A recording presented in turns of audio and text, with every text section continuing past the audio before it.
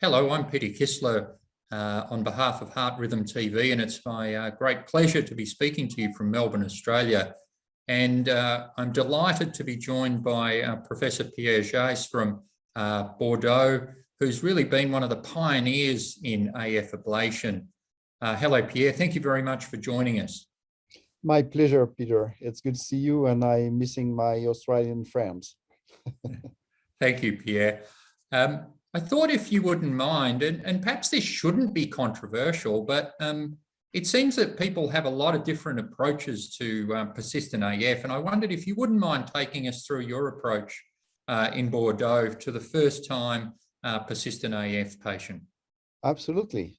Thank you. Well, so this has changed. You know, in the past, we had this multi-step or stepwise approach that was working pretty well, but we had plenty of atrial tachycardia in the follow-up, and also quite some destruction to the atrial function.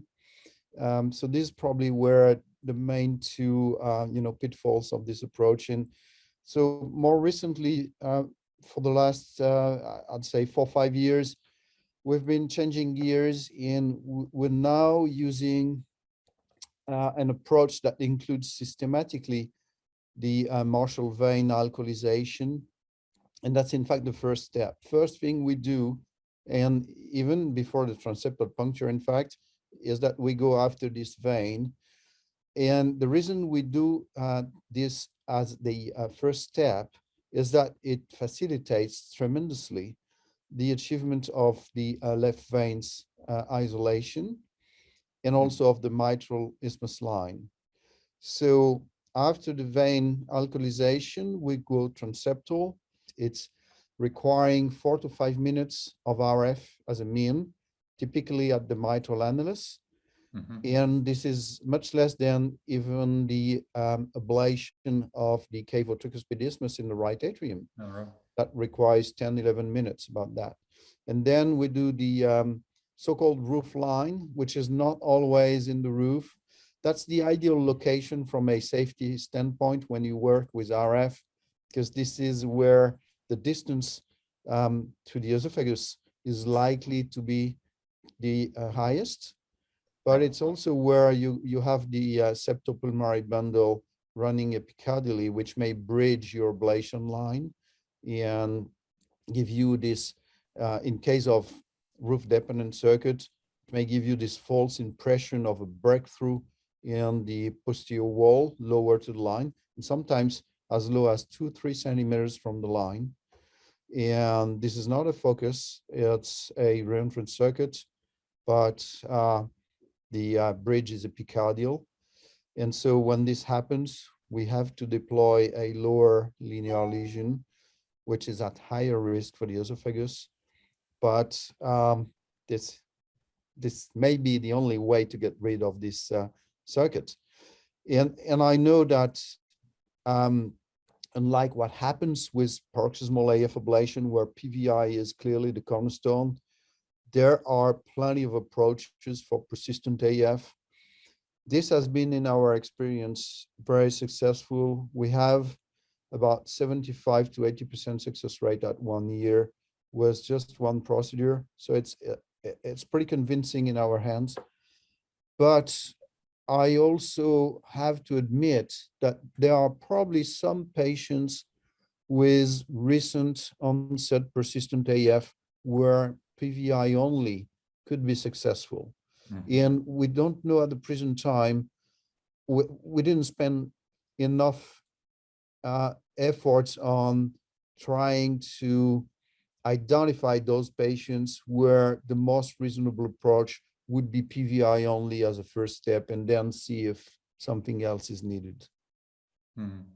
Yeah, I think that's really interesting. I think we used to put a lot of focus on left atrial size as one of the predictors of success with ablation, but I must say more and more, I think the duration of continuous AF might be more important. Are there clinical factors that you look at, echo factors that help guide you as to whether you're PVI only versus a more extensive approach? Definitely the size. You mentioned that. Um, there might be other parameters. I trust in the future we will have better imaging modalities that will help us understanding how much remodeling is there. And there might be a way here to identify patients that require more aggressive procedures. Um, the thing we never do intentionally, though, is to isolate the appendage, because I think that from a mechanical standpoint, this may not be trivial. The appendage is really playing a role in the atrial function. And also, our experience shows that we rarely have arrhythmia coming from the appendage. It happens, but it's not the majority, far from that. So I like to respect that. And my vision of the best approach for persistent AF is that it's the setup that allows sinus rhythm at the least tissue cost. Yes. So we try to spare as much as we can to really have some mechanical and endocrine function, etc.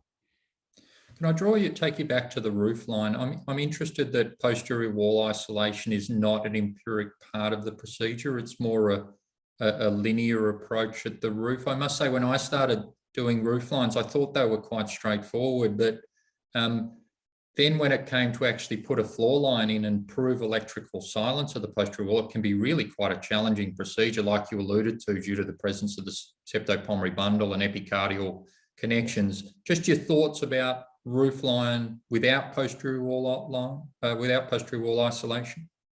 Yeah, I generally speaking, I'm not a big fan of posterior wall isolation. I also find it difficult and most often not necessary.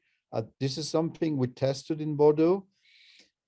The benefit was not clear, really. I mean, the difference, the gain over a simple linear lesion in the posterior wall or roof versus complete isolation of the posterior wall, it wasn't there.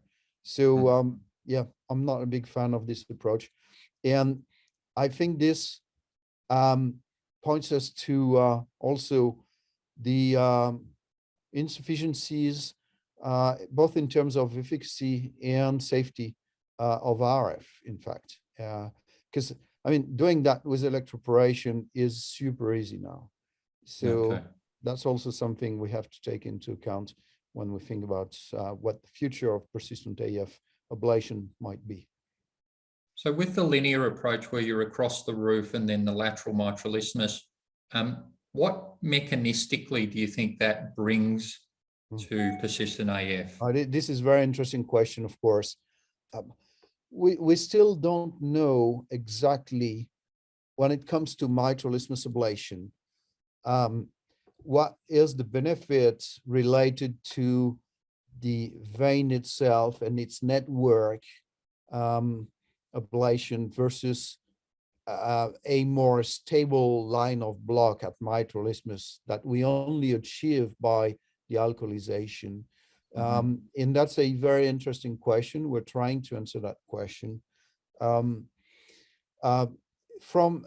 a more general mechanistic standpoint, I think those linear lesions have a role because I do believe that there are some rotational activities during atrial fibrillation around the mitral annulus and across the roof.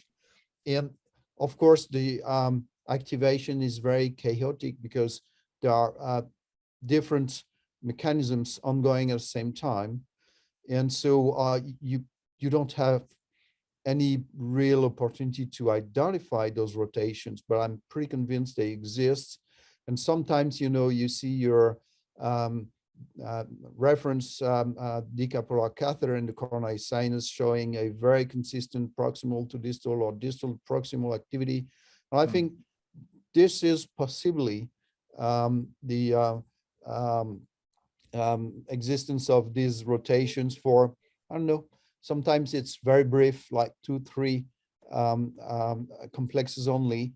It might be longer. And the thing we see when we work in patients in fibrillation is that as time goes by and as the procedure gets more advanced, you have more and more organized periods of time in the coronary sinus. And I think this may in fact culminate into the transformation into a perimitral arrhythmia, for example. So that's something that I think we have some indirect evidence, or at least it's suggestive for that. That's the mechanism I always had in mind since we started working with lines. And I think it's, if you think about it, it's also part of the initial early days surgical strategy. It was reducing the mass and decreasing the likelihood for these large reentrant waveform to happen, not necessarily fixed waveforms, but I think that the anatomy is in part dictating the activation, and there is clearly a preferential activation around the mitral annulus, and we see that because of these perimitral circuits, and same for the roof. Yeah. No, I think that's really interesting. I was just going to ask you about whether you believe there is a requirement for critical atrial mass to sustain atrial fibrillation. I suppose when we look at animal studies, it's very difficult to induce AF in a mouse model, and you really need to get to some sort of, goat, sheep, dog before you can actually sustain atrial fibrillation. So absolutely correct. Now, how much this plays a role versus preventing natural micro-reentries from participating to atrial fibrillation remains unclear to me. Yeah. Okay, well, thank you very much, Pierre. Really appreciate your insights and on first-time ablation for persistent atrial fibrillation. Thank you very much. You're very welcome. Thank you, Peter.